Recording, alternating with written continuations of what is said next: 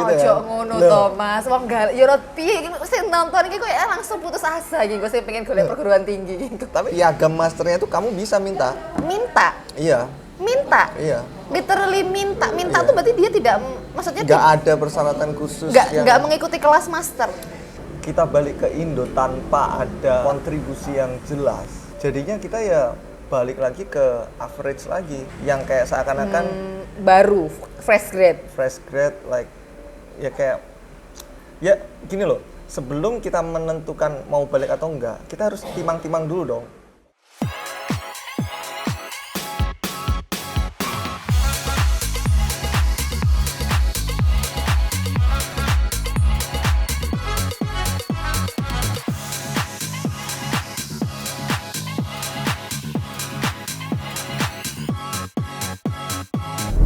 Katanya tuh 4 tahun nggak pulang ke Trenggalek ya Mas ya, ke Trenggalek. Asli Trenggalek loh ini yang tak ajak ngomong. Nah terus kemudian setelah 4 tahun balik, apa Mas bedanya Trenggalek 4 tahun sebelum sama sekarang terus balik 4 tahun kemudian? Wes Oh sih. iya, katanya banyak kafe tadi kan. Tapi tetap sepi sih overall tuh. Sepi kayak hati ini kayaknya. Sepi kenapa Mas? Ya banyak sawah, masih Jadi sawahnya harus masih gimana Mas? kurang gitu loh, kayak nggak ada gedung-gedung Oh, iya. menjulang tinggi. Ojo Mas, nanti like, ada gedung jadi rame. Aku pengen mencari ketenangan di Trenggalek, lah nggak ono bedanya di Surabaya lah. Tapi kalau fakta-fakta di lapangan, teman-teman kita tuh susah nyari kerjaan tuh. Jadi Ini karena sepi itu loh. Makanya dia lari ke Chicago ya. Ya sepi itu kalau di saya hubungannya sama agak hal yang negatif, kurang Gimana tuh? lapangan pekerjaan. Pengalaman pekerjaan. Terus? Terus apalagi ya, nggak seru aja tuh kalau mau keluar tuh kayak kurang aja itu. Kurang apa Mas? Ya gimana? Udah banyak kafe loh ini. Iya, tapi kalau di kota itu biasanya malam-malam itu bagus gitu loh. Ada kelihatan. sesuatu yang Nah. apa gitu kan. Gedung-gedung tuh pasti bagus tuh. Bayangin nih kalau di sekitar sini gedung-gedung tinggi, gimana kalau misalkan digabungin aja? Gimana? Ada gedung tinggi tapi si alamnya juga bagus, kan mantap. Berarti kalau gedung tinggi tuh maksudnya nanti gedung tinggi. Ada perkantoran, kantor. ada Oke. ya itu perkantoran sih. Kalau pabrik ya bisa, tapi pabrik nggak melulu gedung tinggi biasanya. Oke. Tapi kalau misalkan pabrik mungkin orang-orang bakalan relate-nya ke soal polusi. Soal lingkungan, Mas. Piye kuwi? Ya kan ada ini, ada standarnya Untuk operasional untuk dan apa istilahnya tuh, environment apa ya? AMDAL dan lain-lain Ya gitu-gitu exactly. ya. Nah, Makanya. Oke, jadi aman itu lah ya. aman harusnya. Semua mau itu dari udaranya, dari airnya itu ada kan standarnya. Oke. Ada treatmentnya. Kalian tim yang setuju Trenggalek jadi rame versinya Mas Daniar atau wes Trenggalek biar berteman hati, tenang, dan katanya Mas Daniar sepi kayak hati gitu kan. Kalian tim yang mana bisa tulis di kolom komentar. Terus sekarang aktivitasnya apa Mas? Ya kalau di Trenggalek healing ya. Kayaknya aku lihat di Instagramnya healing terus kan ya. Kayak bahagia banget gitu kan ya. Paling ya silaturahmi. Aktivitas sekarang silaturahmi, karena silaturahmi kan katanya memperpanjang umur. Amin, alhamdulillah. Oke. Terus aktivitas Aktivitas ketika sedikit profesional. ya boleh wis profesional loh ya. Riset sih. Insecure saya. Riset apa Mas? Bidang apa Mas? Riset bidang informatika, software engineering gitulah. Abote ya Allah. Kode jurusan bukan informatika, Mbak. Iya, S1 biyen sih. Dan aku wis pusing loh ya mikir itu. Dan dia sampai S3 loh pemirsa. Ya apa loh ya ini. Kuat ya Mas ini ya. Bisa. Apa Mas yang membuat kemudian menentukan dan memutuskan untuk menggeluti bidang informatika? Apa karena Trenggalek tidak ada yang bisa itu kemudian pengen menjadi the one and only? Atau ya apa? Karena ya dulu karena yang di ITB kan informatika ITB. Masuk ITB itu zaman dulu yang paling susah informatika. Jadi ya tantangan aja, kalaupun gagal ya nggak apa-apa karena emang susah gitu, rencananya gitu. Alhamdulillahnya masih lulus informatika. Oke. Ada alasan yang kayak lebih elegan gitu gak sih Mas? Ya coba alasannya gitu. Bisa nggak agak dibujuk-bujuki gitu loh, kayak terlalu jujur banget. Karena saya itu orangnya realistis. Oke. Antara bisa atau enggak. Kalau emang nggak bisa ya berarti harus ada alasan yang realistis juga. Yang paling mudah diterima orang tua saya yaitu ya kalau emang susah orang lain aja nggak bisa, orang lain aja nggak Kalau ngambil, umpama saya nggak bisa ya ya udah wajar. Dulu ngambil ITB juga gitu. gimana? Kalaupun nggak diterima ya nggak apa-apa, orang yang diterima setahun cuma 2, 3. Oke. Tapi kan kalau orang Trenggalek ya dulu sih, tapi nggak tahu sekarang 2022. Kalau misalkan anak SMA, SMK, terus mau pengen lanjut perguruan tinggi, biasanya kan kayak prestisnya kampusnya dulu, passing grade, terus kayak Iya sih. maksudnya tidak kemudian karena di situ mungkin kalau Mas kan lebih kayak challenging ya, lebih kayak aku tertantang nih karena ini katanya susah, tapi kan Betul. ternyata kayak wih yang terfavorit tuh yang itu, makanya aku masuk situ. Kita tuh nggak ada privilege untuk milih kayak gitu. Kita tuh dari Trenggalek. Kalau saya tuh tahu diri kayak orang Trenggalek bisa milih apa sih gitu Ojo kan. ngono Loh, to Mas, wong gal yo piye iki sing nonton iki kok langsung putus asa iki, gue sing pengen golek perguruan tinggi. Tapi justru itu harusnya bikin semangat. Iya, oke. Kita tahu memang kita ya minim banget lah untuk privilege seperti itu. Kayak misalkan yang dari SMA Durenan itu. Kayaknya ya kalau nggak salah itu belum ada alumni yang pernah ke ITB atau UI. Oke. Jadi kalaupun mereka tahu oh ITB bagus banget, tapi bukan berarti mereka realistis itu untuk milih ITB kan. Sebentar, berarti faktornya itu kira-kira menurut Mas Daniar kenapa kok tadi dibilang sadar diri lah orang Trenggalek tuh mau milih yang gimana gitu kan. Terus berarti apa Mas? Kenapa kok kemudian Karena susah? gini, kesempatan itu kan belum tentu bisa datang 2 kali. Iya. Kalau misalkan kita ngomongin jalur undangan itu ya. Nah, saya jalur undangan itu berarti kan sebuah kesempatan biar kita bisa langsung diterima di kampus itu. Jadi untuk memaksimalkan kesempatan itu kita harus tahu possibility-nya di mana biar kita diterima. Nggak bisa gambling dong kayak aku mau ke Singapura dong, jelas-jelas ketolak orang dari SMA antah berantah gitulah. Berarti apa Mas yang terpenting? Yang kemudian supaya walaupun dari Trenggalek bisa diperhitungkan di perguruan tinggi yang kalau kita bilang nama besar, Prestasi tapi sih sebenarnya. Tetap ujung-ujungnya prestasi. prestasi yang kayak gimana Mas? Ya olimpiade, menang juara juara olimpiade kimia di Malang atau di Surabaya, karena tiap kampus di Malang atau Surabaya tuh seingat saya tuh selalu ngadain lomba-lomba kan. Nah, teman-teman adik-adik yang di SMA tuh kan bisa ikutan. Oke, berarti lebih ke akademis atau sebenarnya non akademis pun juga memungkinkan atau gimana Mas? Non akademis. Nah, dulu tuh sempat ada ya, kalau nggak salah di Atmajaya atau di Binus gitu. Hah? Kalau subscriber YouTube kalian tuh lebih dari berapa dulu tuh? 10.000 atau berapa gitu? Itu auto. Kalian keterima. langsung diterima ya, beneran. Ya, Itu aku pernah ada. dengar. Aku pernah dengar juga. Jadi ya banyak sih sebenarnya kesempatan harus kita gali, harus nyari-nyari. Jadi nggak bisa kita berharap dapat info dari temen terus itu langsung lengkap. Itu kayaknya Karena kayaknya kebanyakan ada juga kayak gitu. Kata temenku itu kalau passing grade-nya nggak ini, udah nggak bisa keterima, makanya ada yang kayak gitu. Berarti ya tetap informasinya harus difilter, dipastikan yang lengkap. Terus ini Mas, Mas Daniar itu S1 ITB, S2 di... Jadi S2 itu technically aku nggak ngambil jalur S2. Oke. Karena di Amerika itu kan ada 2 jalur. Oke, lebih lengkapnya ada 3 lah. S1 itu disebutnya bachelor degree. Terus ada master. Terus ada PhD degree.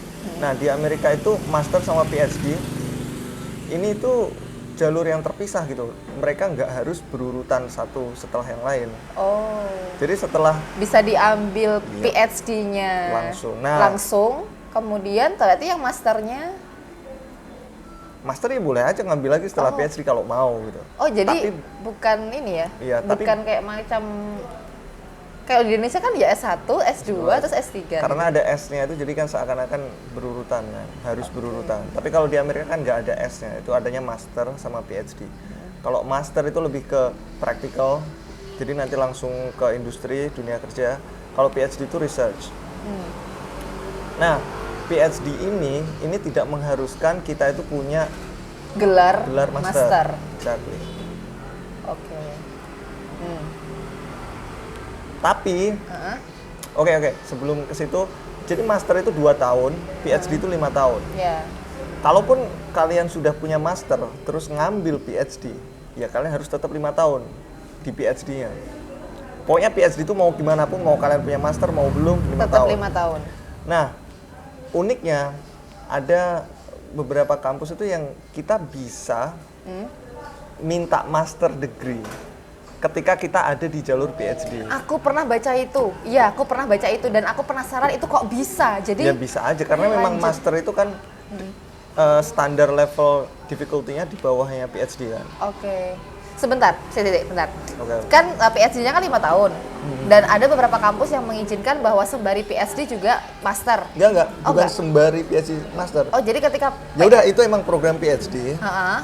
tapi emang program master itu piagam masternya itu kamu bisa minta. minta, Iya, iya. literally minta Iya. tuh berarti dia tidak, maksudnya Nggak ada persyaratan khusus nggak mengikuti kelas master. Soalnya kan master sama PhD kan tadi kan katanya beda. Yang Iya. master kan lebih praktikal. Kalau yang research itu kan yang PhD. Nah itu gimana berarti praktikalnya? Jadi ini tuh agak agak buram-buram karena Iya, saya iya, sendiri iya. nggak melalui yang ngambil Master. yang minta master. Tapi sepertinya kalaupun nanti saya lulus terus saya minta piagam master boleh. Karena ketika PhD itu sebenarnya ada irisan dengan program master. Oh. Irisannya ini tuh nggak kok specifically dibilang kamu tuh ngambil master di dalam PhD itu nggak. Paham nggak sih, Mbak? Ya. Misalkan nih, master dia udah punya program sendiri nih. Di dalam master kamu harus ngambil beberapa mata kuliah. Nah, di dalam PhD program itu juga harus ngambil beberapa mata kuliah. Yang itu yang tadi beririsan tadi. Somehow ada irisannya. Oke. Nah, jadi kalau udah ngambil PhD, kayak most of the time, kamu itu udah menguasai ilmu master. Ilmu program master. Jadi, Oke. kalaupun nih, let's say di tahun ketiga kan belum cukup untuk lulusin PhD kan. Betul. Oke, aku mau keluar dari kampus itu. Harusnya kamu bisa minta masternya Masternya aja. Tricky kan? Iya, tricky sih. Sebentar, berarti kalau misalkan aku nanti salah bisa dikoreksi. Berarti itu bisa dianggap beririsan ketika memang master dan juga PhD-nya adalah prodi atau course areanya itu Yang sama. Ya, iya, pasti. Iya kan? Karena kalau misalkan kita lihat di Indonesia aja, S1-nya apa? Ini kayak aku S1-nya apa, S2-nya apa, S3-nya apa gitu misalkan. Berarti kan Iyalah, nggak bisa. itu khusus yang course areanya sama. Betul. Ya aku nggak bisa, aku kan computer science. Nggak bisa aku minta masternya MBA gitu, nggak bisa. Masternya ya computer science ya. Oke. Tapi ya itu tadi, sebenarnya itu dua jalur yang beda. Master ya master, PhD ya PhD. Dan sebenarnya itu bukan jenjang. Kemudian syaratnya PhD harus menyelesaikan master. Enggak juga. Tapi Mas, aku pernah baca di salah satu ya aku nyebutnya institusi NGO ya, aku nggak tahu. Pokoknya dia itu juga memberikan beasiswa untuk ke Amerika. Yang persyaratannya di situ, kalau misalkan memang mau lanjut S3, maka ya punya ijazah S2. Kalau S2, Nah itu kan S1, nah itu berarti maksudnya mekanismenya itu kan nggak ngikutin yang di Amerika itu kan, itu kayak menyesuaikan sistem yang di Indonesia aja kan. ya itu kembali lagi kepada si yang ngasih beasiswa kan. Jadi mereka mau ngasih persyaratan apapun ya that's fine udah. gitu. Tapi kalau di Amerikanya sendiri sebenarnya seperti itu. Di Amerika loh. Kalau di Eropa ada beberapa negara kayak Norway itu yang emang mirip sama mirip sama Amerika sorry. Tapi negara-negara lain mewajibkan master dulu sebelum S3. Oke. Nah tadi sebenarnya ada 3 cara kan untuk masuk PhD Yang itu. PhD. Yang pertama itu biaya pribadi, harus bayar sendiri semua. Yang kedua itu beasiswa. Yang ketiga itu pakai dana riset dari kampus. Dana riset kampus yang terafiliasi dengan kampus tujuan atau? Ya pasti. Oke. Kampus tujuan. Jadi ketika kita daftar S3 itu udah nggak ada sangkut paut dengan kampus sebelumnya, kampus awal. Apalagi ya balik lagi ya, kita tahu diri dari Indonesia, mau itu lulusan ITB mau lulusan UI, kalau langsung jebret gitu daftar ke MIT let's say, itu nggak akan direcognize dengan mudah, kecuali kita memang somehow kenal orang dalam MIT dan sebagainya. Oke. Jalur orang dalam ternyata ya memang ada ya di mana-mana. Rekomendasi sih nanti ujung-ujungnya. Tapi lebih ke rekomendasi ya, bukan Ya. jalur dalam tanda kutip yang orang kenal negatif gitu kan. Nah terus Mas, ini kalau bicara beasiswa nih, ya tadi ya ada mungkin sesuatu yang nggak banyak orang tahu tapi itu bisa dilakuin. Maksudnya kayak selama ini misalkan aku ikut webinar atau sharing session sama alumni-alumni gitu kan, pasti kayak CV-nya harus ini, atau misalkan kayak kamu harus ikut apa. Maksud organisasi sih, lebih ke organisasi dan lain-lain. Kalau versinya Mas Daniar, apakah ada sesuatu yang mungkin saya belum Ya, tahu, sebenarnya teman-teman belum tahu? Bener sih, kalau CV ya pasti semakin bagus CV-nya semakin baik. Bagus itu design or material? Kontennya. Ya oke, kontennya. Kayak Kontennya gimana? bagus. Kontennya Intinya bagus gini, gimana? Kalau 99% temenmu bisa punya konten itu, berarti itu kurang greget. Kalau cuma 1% di antara temenmu, teman kuliahmu yang punya itu, berarti maksudnya bagus. adalah skill atau sesuatu yang outstanding. yes, exactly. Contoh Mas, kalau Mas Daniar dulu gimana? Ya, Ngiling-ngiling. Apa ya? Aku tanya Mas. enaknya yang mana ya? Ya bener. Semuanya aja Mas, nggak lost, ini nggak terbatas durasi kok. Misalkan kayak, jadi dulu waktu aku S1 tuh aku sambil riset sama profesor di Amerika. Dari mulai tingkat 3, 4, 5. Itu S1? 5 ya. Aku S1-nya nggak buru-buru, jadi aku ada tingkat 5-nya karena aku sempat cuti juga. Oke. Aku lebih milih punya banyak pengalaman daripada buru-buru lurus.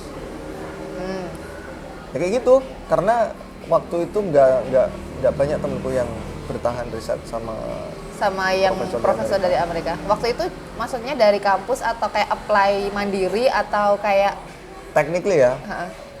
Siapapun kalian dari universitas manapun yang sedang S1, kalau kalian ngechat atau nge-email Milih profesor email. di Amerika, bilang, "Prof, saya tertarik untuk riset dengan Anda, saya tertarik dengan topik Anda yang bla bla bla bla bla.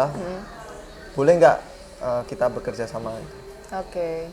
Itu harusnya bisa technically. Apapun nanti kayak semacam tupoksi yang diberikan, yang jelas mereka kayak welcome untuk bantu kita belajar. Asalkan kita emang meyakinkan, nggak kelihatan iseng-iseng doang. Oke. Jadi kalau dulu itu yang aku lakuin itu kebetulan profesor Amerikanya yang emang Sedang mencari. sedang mencari gitu. Tapi setelah aku kerja sama beliau setelah beberapa tahun, kayak 2 tahun, 3 tahun, ada emang murid-murid yang emang, "Prof, aku mau riset sama Anda," gitu. Dan email itu di-forwardin ke aku, "Dan kamu kerja dong sama anak ini, kamu ajarin proyekmu, ntar dia bakal bantu-bantu sesuatu," gitu. Jadi semuanya akhirnya aku yang ngatur. Aku yang ngatur kerjaan si murid Anak-anak itu. tadi. Ya. Bahkan sekarang pun aku punya, mungkin yang aktif ada 5 ya. Kemarin sempat 8 tapi udah beberapa selesai. Jadi 5 anak ini, technically mereka itu bekerja sama dengan profesorku. Tapi profesorku akhirnya ya Menyerahkan. ngasih kesempatan buat aku buat Ngebimbing. yes. Oke. Dan yang pentingnya itu si 7 anak ini tuh mereka cuma email aja. Itu ada yang dari Cina, literally nggak ada koneksi apapun dengan profesorku. Dari Cina nge-email bla bla bla, jelasin backgroundnya dia, kenapa dia tertarik. Terus ada lagi yang dari India 2 orang. Terus ada yang dari universitas beda. Ada universitas beda di Amerika, bukannya dia nyari profesor yang di universitas itu, Tapi dia malah malah ngontak profesorku. Dan akhirnya juga ke aku. Oke. Sampai sekarang juga masih ada 5 itulah yang aktif. Sebentar Mas, tadi kalau misalkan aku ini ya mendengarkan seksama gitu ya, berarti intinya tuh portofolio gitu nggak sih? Iya. Portofolio, tapi portofolio profesional ya, maksudnya yang memang menunjang dia jurusan apa, dia cari pengalaman yang berbeda, Dan itu kayak semacam jadi golden ticket lah untuk Exactly. nyari beasiswa dan lain-lain. Berarti di waktu itu skemanya, oke, Mas udah sama profesornya nih, udah jalan, udah katakanlah memang dari profesornya dapat penilaian bagus gitu kan. Nah, kemudian prosesnya ke beasiswa, apakah memang rekomendasi dari profesor itu atau waktu Nah. itu gimana, Mas? Kita tadi ngobrolin beasiswa ya. Ya, Sebenarnya kalau udah punya pengalaman kayak gitu, itu kan udah tertulis di CV tuh. betul betul. Ya udah harusnya itu udah cukup gitu. Oke, jadi Itu waktu udah itu lebih dari cukup. langsung. Tapi Hah? di kasusku karena aku nggak pakai beasiswa, literally aku nggak ngurusin yang namanya nyari beasiswa. Jadi yang aku pakai itu ya rekomendasi dari profesor itu. Untuk masuk. Enggak, dia intinya tuh cuma ngejelasin apa sih yang aku lakuin. Oh, Hey, kayak- Daniar ini murid yang rajin, dia pernah ngerjain proyek ABCDE, kontribusinya Recommendation apa. letter gitu kan ya? Exactly. Terus surat itu disubmit, jadi aku daftar di 10 kampus. Terus aku kasih tahu ke setiap kampus siapa yang bakal ngirim rekomendasinya. Aku masukin emailnya. Salah satunya tuh email profesor di Amerika tadi. Nah, nanti profesor di Amerika itu bakal Menerima. dapat form gitu. Ini ada nih si Daniar ini ngaku kalau kamu bakal ngasih rekomendasi. Nah, akhirnya profesor ini ya bakal ngirimin surat rekomendasi yang sama itu ke semua kampus. Intinya ngejelasin apa yang udah aku lakuin, kontribusinya apa. Oh. Jadi nggak ada jalur dalam yang benar-benar ini muridku loh, kamu terima ya ntar ini. nggak ada. Oke. Tapi kalau di Jepang, Hah? that's what happened. Di Jepang tuh Oh, iya? kebanyakan kita di Indonesia tuh ada muridnya profesor yang di Jepang dulu. Terus nanti yang di Indonesia itu bakal bilang, Prof, ini aku ada murid nih yang mau ke Jepang. Nah, akhirnya diintroduce, bla bla bla bla. Berangkatlah dia ke Jepang dan sudah pasti tujuannya, ke kampus A. Tapi kalau kasusku dulu, apply ke 10 kampus di top 30.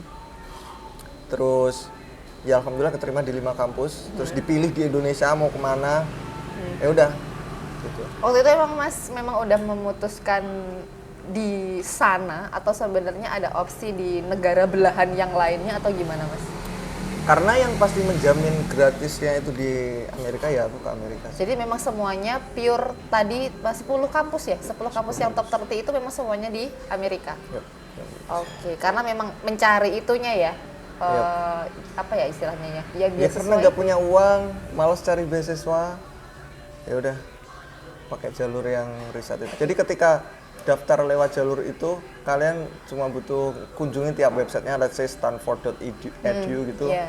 Terus cari program PhD, apply, isi semua data. Udah bilang aja kalau ditanya punya beasiswa atau enggak, bilang enggak. Punya uang pribadi atau enggak, bilang enggak. Ntar ketika dapat LOA, letter of acceptance, nanti bakal dibilang, selamat, kamu diterima sebagai research assistant gitu biasanya. Terus per bulan kamu bakal dapat stipend sekian. Stipend itu gaji istilahnya.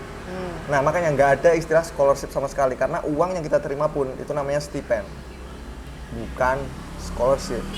Oke. Berarti apa ya? Ini kalau misal yang denger ini kalau nggak ada istilah beasiswa berarti kayak biaya hidup, terus kayak modal awal dateng, terus misalkan kayak cari tempat tinggal Ya udah, dan udah lain-lain, cukup. itu artinya sudah ke cover dengan stipendnya tadi atau Udah cover. udah ke cover? Oke.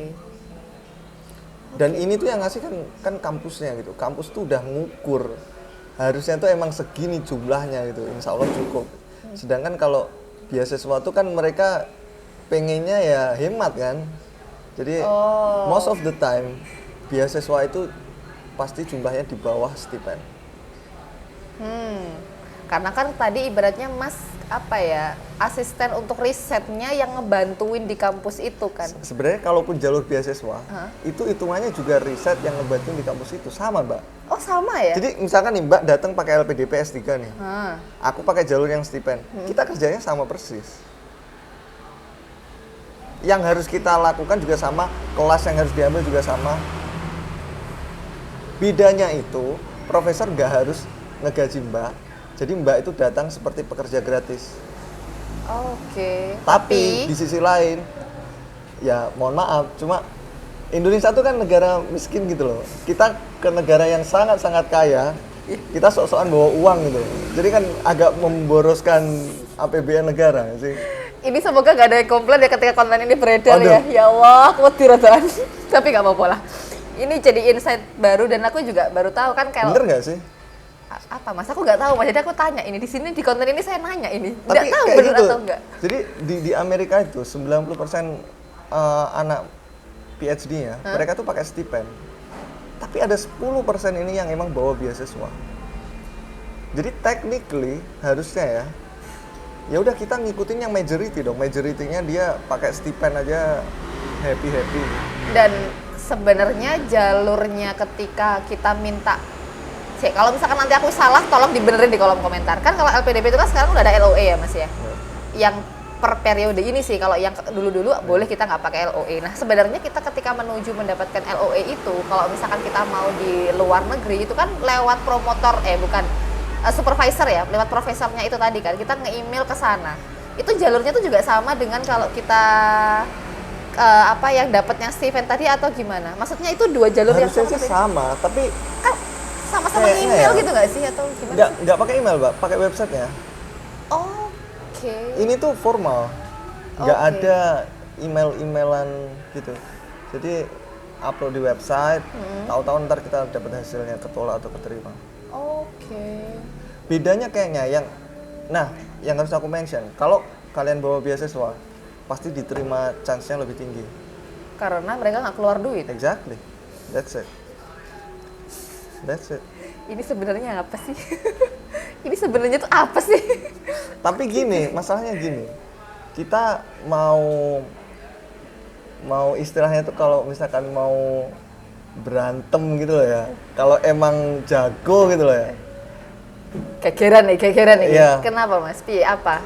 harusnya coba dulu yang ini dong, yang kelas apa ya? Regulernya, apa ya? Istilahnya apa ya? Reguler apa sih gitu? Kelas susahnya dulu, kalau susah nggak bisa baru yang reguler. Oh. Yang susah itu berarti kan bertarung dengan yang seluruh dunia tadi. Ketika kita daftar pakai jalur yang ketiga, yang stipend tadi, itu kan semua aplikan dari India, Cina, Eropa, Semuanya mereka akan masuk. Jadi kalau kita bisa compete dengan mereka nanti harusnya lebih greget gitu. Tapi kalau emang pakai beasiswa ya itu tadi, mereka ya udah nggak perlu bayar, jadi ya chance-nya lebih tinggi memang. Kayak jadi ngerasa nggak bangga gitu nggak sih kalau jadi beasiswa? Kalau mereka tahu realita ini loh. Ini kontenku semoga nggak dihujat ya. Serius loh ini. Aku nggak yang dihujat nanti, aku yang dihujat. Aku meredek loh ini ya jadinya. Nggak, tapi aku yakin lah semuanya sudah bijak untuk memilih dan memilah informasi. Artinya kan ya siapa tahu justru Ya, dari sini kan ada referensi kan. Oh ternyata Apa salahnya punya informasi dari sudut pandang yang berbeda kan? Betul. Jadi jangan menghujat saya. Jangan menghujat ya. Kalau nggak percaya tanya aja ke kampusnya. Jangan ada yang nge-DM saya. Aku sembunyiin nanti Instagramnya, aku nggak akan mention. Ditanya Mbak Bella Instagramnya Mas ini apa? Enggak, aku nggak tahu. Aku di-blok sama orangnya, jadi aku nggak tahu. Nggak. Jadi, Oke. Ya itu emang realita pedas ya. Kayak seakan-akan LPDP tuh ngapain harus sibuk-sibuk ngasih beasiswa S3. Kalau emang kita bisa daftar langsung. Tapi ya memang daftar langsung itu susah gitu loh. Susahnya karena administrasi atau karena harus apa? compete dengan yang lain. Dengan yang lain itu tadi. Artinya kompetensinya yang benar-benar Exactly. harus qualified. Exactly. Jadi ya itu tadi yang aku ceritain. Sebelum aku daftar aja, aku 3 tahun riset sama profesor di Amerika. Oke. Terus aku juga publish 3 paper sendiri dari ide-ide sendiri gitulah. Jadi aku emang sengaja mau kayak Tidak mengikuti arus kebanyakan Iya. orang pada umumnya, yaitu lewat beasiswa tertentu. ya. Dan aku mau tahu sejauh apa sih prestasi kita tuh bisa Di dicapai internasional. gitu. Di internasional kayak ya gitu, karena kalau pada umumnya lulus kuliah fokusnya ya paling beresin mata kuliah, dapat IPK, Terus cari ada- kerja kan. Nah aku dulu tuh nggak terima itu tuh, kayak masa sih Masa kayak sih gini? udah gini? Biasanya kan kalau sesuatu yang udah obvious itu pasti ada yang kita lewatkan gitu loh. Jadi aku tuh dari awal tuh dulu udah nanya ke dosen-dosen kayak, Pak, emang kuliah di luar negeri itu apa sih syaratnya gitu. Terus kan kalau dulu saya di SMA itu bikin karya tulis ilmiah. Pak, karya tulis ilmiah itu kalau di bidang pendidikan tuh namanya apa gitu. Ternyata namanya paper, publikasi ilmiah. Ya udah Pak, cara bikinnya gimana? Itu dari tingkat 2. Dari tingkat 2, tingkat 3 itu aku udah bikin kalau salah 2 paper apa ya. Gitu. Oke, bentar Mas, aku tadi keinget ketika Mas bilang memang sengaja untuk tidak menggunakan jalur beasiswa seperti dalam tanda kutip orang pada umumnya. Bukan karena alasan kewajiban harus pulang ke Indonesia kan Mas? Kan kalau dapat beasiswa kan harus balik ke Indonesia. Bukan. Karena Ya, kan kalau Mas Dandian kan kayaknya habis selesai ini masih terus di sana cari pengalaman, mungkin kerja atau kurang apa. greget aja kalau balik ke Indo itu karena Kenapa Mas? 90% Indonesia perlu perubahan loh Mas ini. gini loh. Gimana? Kalau kita balik ke Indo tanpa ada Pengalaman. kontribusi yang jelas, jadinya kita ya balik lagi ke average lagi, yang kayak seakan-akan Baru, fresh grade. like ya kayak ya gini loh, sebelum kita menentukan mau balik atau enggak, kita harus timang-timang dulu dong. Kalau kita balik apa plusnya, kalau kita nggak balik apa plusnya, apa negatifnya. Kalau Yeah. kita cuma melihat dari segi nasionalisme, seakan-akan kalau balik ke Indo itu nasionalisme tinggi, itu terlalu dipersempit. Nah, ya Aku kan? tidak ngomong loh ya. Aku tapi seneng dengan statement itu. Aku tapi tidak ngomong. Misalkan nih ya, aku punya teman di Wells Fargo. Beliau itu senior director of, aku nggak mau nyebutin karena nanti takutnya Jangan. benar-benar dicari. Beliau itu literally nyari anak Indonesia biar bisa jadi bawahan beliau di sana. Oke. Beliau gajinya itu 7 digit per tahun. Jutaan dolar per Oke. tahun. Coba 1 juta aja kalau ditranslate rupiah berapa, Mbak? Silahkan browsing sendiri 1 daripada juta melongo. itu let's say 150 miliar 150 ya. atau 15 miliar. 15 kali ya. 15 miliar, let's say. 15 miliar tuh. Dan kalau kita emang apa ya?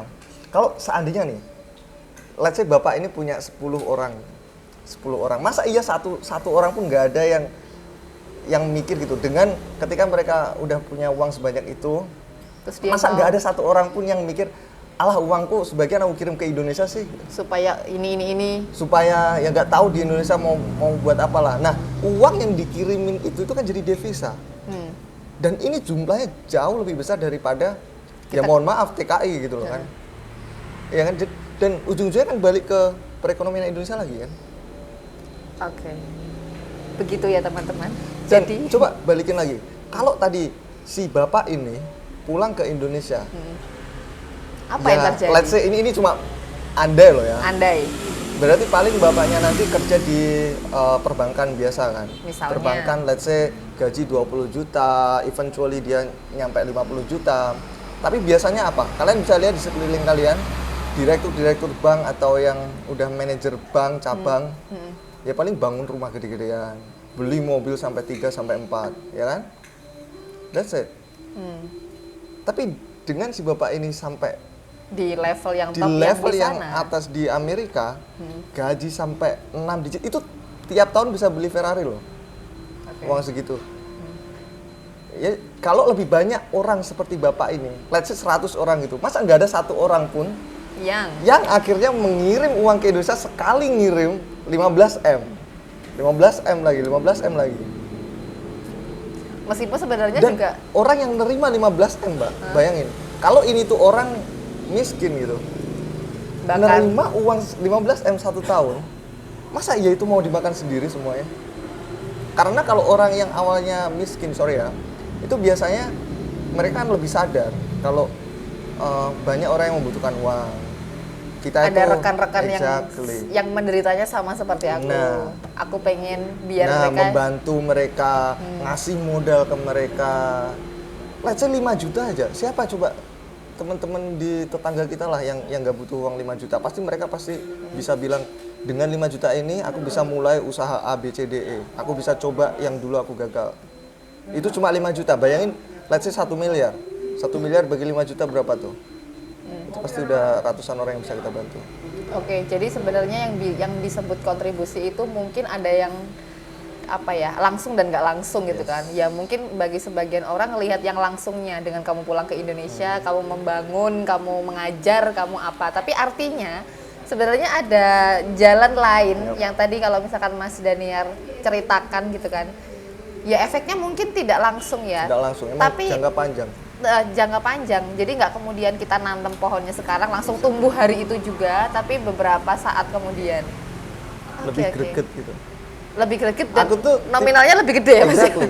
Aku tuh tipe orang yang emang seneng sama jalur yang kayak gitu, yang kayak meliuk tapi di akhir tuh Sama. cahayanya tuh bener-bener terang banget gitu. Ya. Kalau emang melihat yang langsung lurus, oh ini ada cahaya terang, aku tuh kayak kayaknya ada yang kelewat deh. Kalau bisa rumit, kenapa harus mudah? Kayak gitu ya versinya Mas Daniar ya? Gimana katanya Mas Tombro, gimana Mas? Kalau ada yang Urep angel kok digawe penak, gitu? Iya. Nah. Iya. Oke. Jadi kudu angel aja pisan gitu kan ya. Yap. Oke, baik. Terus Mas, apa kemudian komentarnya? Bukan komentar sih, kayak mungkin lebih ke pendapat ya dengan kondisi Mas udah di sana. Berapa tahun Mas total di sana? Berarti udah 8? Hampir 5 ya. Oh, hampir 5. Hampir 5, terus kemudian banyak terbuka insight-nya dan bahkan mengetahui yang tadi udah diceritain. Terus gimana kalau bukan waktu membandingkan ya, jangan diasumsikan ini membandingkan, artinya pasti kan ada sesuatu yang bisa dibawa ke sini, ke Indonesia atau ke Trenggalek lah, sebelum ke Indonesia, ke Trenggalek dulu lah. Apa Mas kira-kira? Ya opportunity sih. Yang pertama pasti membuka wawasan. Oke. Yang tadi awalnya nggak pernah dengar, mungkin belum dengar kalau kita tuh nggak butuh beasiswa. Akhirnya kalian tahu jalan ini. Terus ya itu tadi lebih ke ngasih semangat, motivasi. Ternyata tuh bisa ke sana loh, jalan meliuk-liuknya itu ada gitu. Seandainya 100 orang dari Trenggalek let's say, semua jadi direktur, gaji tiap tahunnya itu jutaan dolar. Masa sih nggak ada yang balik ke sini bikin sesuatu? Jadi bupati misalkan. Kalau politik kayaknya susah. Iya. Oke. Ya gitu, jadi kita tuh bisa loh nyampe ke sana. Mungkin sebelumnya kan belum pernah kebayang. Karena setuju enggak Mas? Karena itu tuh orang juga kekurangan informasi dalam tanda kutip. Maksudnya gini, kayak course. mungkin bagi teman-teman. Karena Mbak ya, sorry aku potong. Saya sampai bisa punya statement atau tadi ngomongin sebanyak ini tuh kan karena saya alami. Ya. Sebelum saya alami saya juga nggak tahu. Saya nggak tahu kalau nulis research grant di Amerika tuh bisa sampai dapat 75 miliar. Itu tahun lalu. Tuh. Cuma nulis proposal gitu. 75 miliar. Tapi itu nggak bisa dibagi-bagi buat foya-foya. 75 miliar itu bakal dipakai untuk nge-hire murid yang baru. Murid yang semacam saya, anak S3 gitu. Nah, itulah tadi sumber dananya. Oke. Berarti tadi kalau misalkan bilang kemungkinan banyak yang nggak tahu, terus akhirnya mengambil jalur beasiswa, apa itu karena akses informasinya, Mas, yang memang nggak nggak banyak tahu, nggak di open, nggak ya. Ya itu yang pertama pasti. Yang kedua itu pasti dari persiapannya. Karena untuk bisa qualified buat yang jalur stipend itu butuh preparation at least 2 tahun ketika S1. Entah apapun yang kamu lakukan, tapi itu harus outstanding, harus menjual. Contoh konkret tadi kan outstanding tuh udah. berarti porto tadi. Iya. By project tadi. Iya, dan itu kan harusnya didukung sama dosen di Kampus. Indo juga. Kalau misalkan dosen Indo ada kenalan sama profesornya dulu yang di luar negeri. Terus somehow ngonaikin, ini ada nggak project riset yang kita bisa barengan, ini biar muridku Mahasiswaku ini bisa ini, nyangkut ini. gitu. That's it. Oke. Jadi kalau kita bisa dapat rekomendasi dari specifically recommendation letter. Kalau recommendation letter itu datang dari profesor di luar negeri, itu jauh lebih greget. Dan sebenarnya gini Mas, sebentar. Tadi kan kalau Mas bilang berulang kali nyebut bahwa ketika S1, tapi sebenarnya itu tuh juga bisa dilakuin di mahasiswa yang dia sekarang sedang jenjang master Atau Bisa. mungkin dia Bisa sebenarnya aja, nggak sama aja. Oh, walaupun kayak ya udah misalkan dia barusan lulus master terus kayak dia sedang bekerja di company apa karena dia pengen riset something terus kayak mencari itu juga, itu sebenarnya bisa juga atau gimana? Bisa aja. Tapi masalahnya PhD itu yang jalur S3 itu kan heavily apa ya? Pokoknya itu riset banget dah. Full riset. Full riset. Jadi Artinya kalau perlu fokus atau gimana? kalau experience-nya itu tentang dunia kerja, Nah, itu biasanya udah kayak apa ya? mindsetnya. Yang baca itu kayak kamu misalkan nih, walaupun ketika kerja dia bilang ada riset bla bla bla bla, tapi itu masih kurang greget gitu loh. Karena orang kerja itu ya fokusnya kan ke produknya lah, ke company-nya lah. Jadi kalau misalkan pengalamannya itu bisa lurus dari let's say S2 terus langsung S3, itu jauh lebih greget daripada kerja dulu baru S3. Paham gak sih, Pak? Jadi artinya Karena kalau S2 Hah? dia masih misalkan ketika dia S2 ada pengalaman riset, si yang baca itu yakin, oh ini emang serius-seriusan riset gitu. Tapi kalau itu udah kerja dulu, dulu, apalagi di Indonesia, most likely nggak ada risetnya. Tapi ya mungkin ada lah. Tapi teman-temanku sebagian besar nggak ada risetnya kerjanya. oke. Sedangkan PhD itu modal utamanya apa? Pengalaman riset. Itulah kenapa tetap riset aja yang jadi acuan. Tadi mungkin kalau aku boleh berkomentar kayak Mas salah satu yang beruntung lah kemudian dapat jalannya sampai dapat recommendation dari profesor di Amerika tuh dan lain-lain. Tapi beruntung itu maksudnya bukan karena dia nggak prepare apapun ya, karena memang Mas Daninya juga mengejar dan menyiapkan itu semua, akhirnya dia bisa ketemu jalannya. Atau cuma diam-diam aja ya gimana bisa nemu jalannya gitu kan. Tapi untuk teman-teman yang belum dapat dan misalkan kayak semacam mungkin angen-angen dari Mas Daniar, gimana kemudian biar teman-teman ini punya chance, punya kecipratan rezeki Oke. yang sama, gimana Mas? Jadi yang program riset yang aku jalanin tadi itu sebenarnya open untuk semua kampus dari seluruh Indonesia pada waktu itu, which is let's say 7 tahun yang lalu. Tapi sekarang program itu cuma open untuk 5 kampus paling bagus di Indonesia. Di mana saja itu? UI, ITB, ITS, UGM sama satu lagi something, lupa aku. Oke. IPB. IBB. Gitu. Jadi aku ini bukan kok pengen sukses sendiri terus aku rahasiain jalannya, enggak. Sekarang program itu udah ada namanya Garuda ACE, Garuda ACE gitu. Kalau dulu namanya Garuda Ilmu Komputer. Itu udah ada banyak alumninya. Ya alhamdulillah semuanya di US. Mereka dari S1 riset terus lanjut S3. Nah, terus tadi aku mau ngomong lagi. Angen-angennya, harapannya supaya teman-teman Nah. punya kecipratan. Ini yang Garuda Ilmu Komputer tadi itu program yang nggak formal sebenarnya. Itu tuh kayak program Kursus? asal ada namanya aja workshop? sebenarnya. Enggak, bukan workshop juga. Apa itu gimana? Itu cuma dinamain aja. Tapi programnya sendiri itu sesimpel profesor di Amerika bersedia kerjasama dengan mahasiswa Indonesia buat riset, bantuin riset. Dan siapapun bisa melakukan ini. Kalau kalian punya kenalan profesor di Amerika, ya udah somehow ajakin beliau riset. Dulu kita risetnya online kan, informatika nggak harus datang ke sana kan, kita bantuin ngoding dan sebagainya. Oke. Nah itu kan harapanku lebih banyak profesor yang ada di Amerika itu mau ngambil Dari mahasiswa Indonesia. mahasiswa Indonesia untuk ngasih pengalaman risetnya. Sekali lagi itu bukan untuk jalur satu-satunya kemudian nanti bisa beasiswa, bukan, tapi lebih ke yang stipend tadi. Oke, siap. Tapi kalau umpama profesor di sana, orang Indonesia yang profesor di sana itu juga bisa punya chance yang sama Mas untuk ngebantu yang kayak tadi. Sama. Jadi program yang dinamakan Garuda Ilmu Komputer itu tadi, Dinamakan. karena kita nggak ada badan hukum, itu cuma dinamakan aja.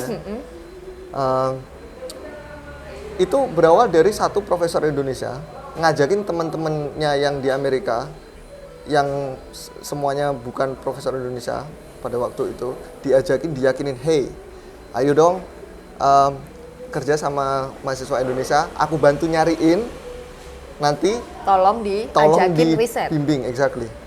Dan alhamdulillah setiap tahun itu rata-rata alumninya 2 orang. Jadi dari 7 tahun yang lalu aku nih alumni mungkin ketiga atau keempat itulah. Dan itu tiap tahun ada 2 orang yang bertahan. Sebenarnya yang daftar banyak, cuma yang Bertahan telaten. istiqomah ya. Iya.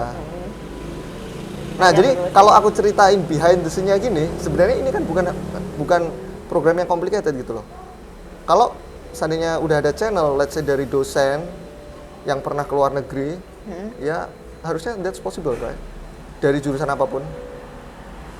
Tapi aku Asalkan risetnya itu bisa agak online itu tadi. Kalau misalkan kayak mikrobiologi yang harus ada alatnya, nggak ya bisa. harus ke sana gitu kan ya. Tapi ada beberapa riset, iya sih. Berarti Mas dulu kayak online gitu ya, pas zamannya dulu. Kita meeting tiap minggu, report. Dulu itu aku dengan bangganya bilang 70% aku tuh ngerjain riset, 30% itu kuliah di ITB. Aku sering bolos-bolos, terus IPK aku tuh turun terus dari 3,7, 3,6, 3,8. That's fine, karena profesorku bilang untuk daftar PhD IPK-mu tuh cukup 3,3. Dan IPK 3,3 ataupun 3,7 itu nggak ada bedanya. Yang bisa membedakan itu kalau nanti kamu punya pengalaman riset. Ya segitu, ya gitu-gitulah. Oke, siap. Menarik ya kemudian ya. Mas, terus soft skill apa Mas yang kudu dikuasain Ya, sama kayak gini. generasi ini? Bisa mengkomunikasikan sesuatu. Ini ternyata juga nggak sesimpel itu karena Harus harus sering ngobrol, apalagi kalau dalam bahasa Inggris ya, karena kita mengungkapkan sesuatu dalam bahasa lain, it's not that easy. apalagi kadang-kadang bahasa Indonesia kita masih ke distract kayak urutan bahasa Indonesianya kayak gini nih, bahasa Inggrisnya begini. Jadi kita harus terbiasa mikir cepat, apalagi kalau mau keluar negeri, mikir kita itu harus udah ada di bahasa Inggris. Ya. Do you want to try to do this in English? Maybe perhaps, but I'm not sure for that. Apalagi ketika kita debat masalah riset, Ya. itu tuh technical matter gitu loh. Itu tuh topiknya bener-bener yang kita nggak cuma sekedar what is your name, how are you gitu. Nggak daily Harus conversation sih, meyakinkan akademik gitu. sih udah Nah, dia. profesor nggak yakin tentang solusimu, kamu harus menjelaskan dari sudut pandang lain yang beliau itu nggak ngelihat, dan itu pakai bahasa Inggris, ada technicalnya. Nah itulah challenge-nya. Bahasa ya, berarti soft skill-nya ya juga ya tetap jadi utama juga sih tadi, selain juga bagaimana kita berkomunikasi dengan orang lain. Oke, ada lagi gak Mas angen-angen? Pengennya tuh gimana sih biar makin banyak orang yang punya chance ke sana, yang nggak cuman Mas Daniar aja, nggak cuman adiknya Mas Daniar yang tadi tumpah-tumpah di yaitu tadi gitu kan ya, apa Mas? Ya harus nyoba. Semuanya tuh harus nyoba gitu loh. Kayak teman-teman harus berani nyoba.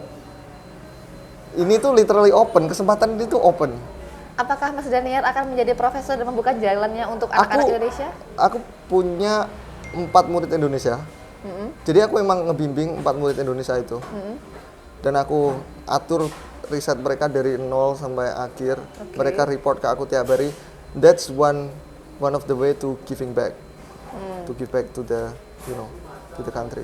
Karena dulu aku juga digituin sama studentnya Prof. Haryadi. Jadi profesorku tuh kebetulan orang Indonesia. Sebenarnya aku ketika diterima di 5 ini, ada UIUC, ada Georgia Tech, ini tuh masuk top 3 temannya MIT. Di bidang computer science loh ya, jangan teriak-teriak ntar. Di bidang bilang computer science. Stanford, ini CMU gimana. Di bidang computer science, sekali lagi. Tapi aku milih University of Chicago.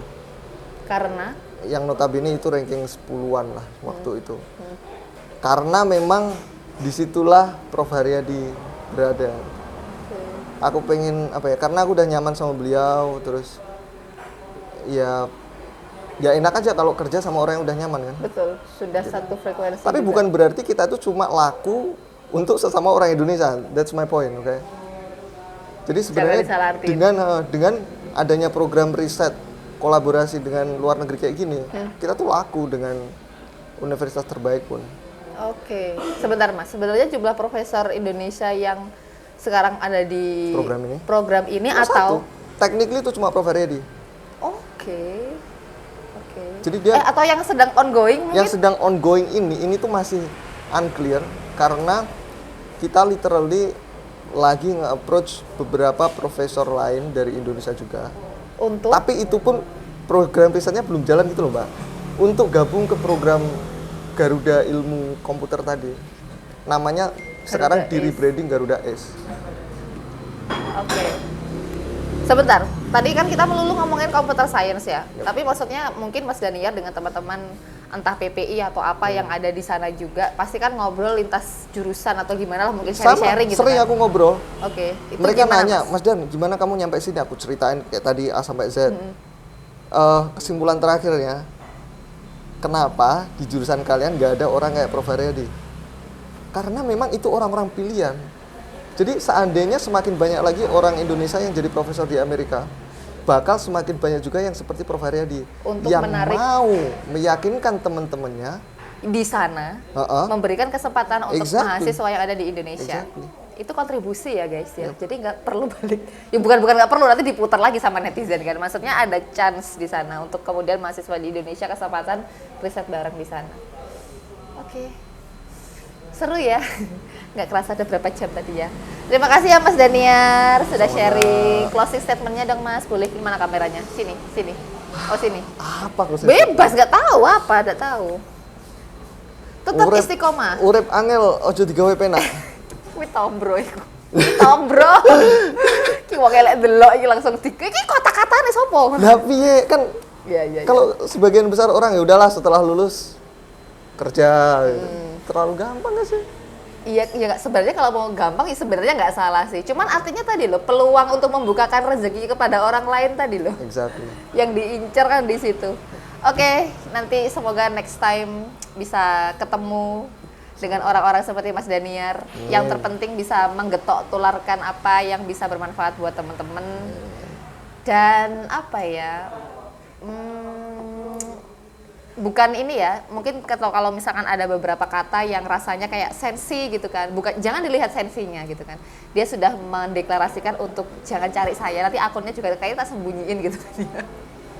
Tapi teman-temannya yang kenal pasti juga udah tahu. Nggak apa-apa, sekali lagi terima kasih Mas Daniar sudah mampir, sudah berkenan buat sharing, jangan kapok-kapok. Nanti semoga ada sharing-sharing berikutnya. Embuh kapan berapa tahun lagi ya mulai nenggalek ya guys ya. Oke, terima kasih, nanti kita ketemu lagi di konten-konten berikutnya.